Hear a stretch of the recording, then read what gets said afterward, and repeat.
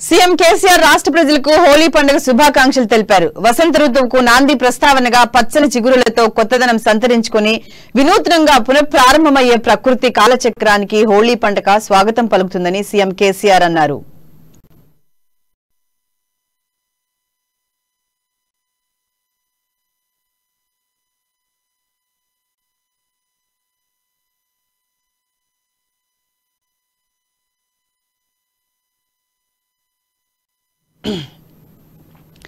చిగురించే ఆశలతో తమ జీవితాల్లోకి నూతనత్వాన్ని హోళీ రూపంలో స్వాగతం పలికే భారతీయ సంప్రదాయం రమణీయమైందన్నారు.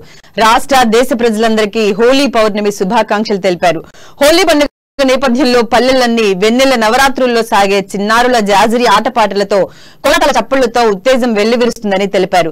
చిన్న పెద్ద అనే తేడా లేకుండా సింగిడి రంగుల నడుమ హోళీ పండుగను జరుపుకోవాలన్నారు. భేదభావాలు వీడి పరస్పర ప్రేమాభిమానాలను చాటుకుంటూ ప్రజలందరూ మోదుగు పూలు వంటి సహజ సిద్ధమైన రంగులతో హోళీ పండుగను సంతోషంగా జరుపుకోవాలని సీఎం సూచించారు.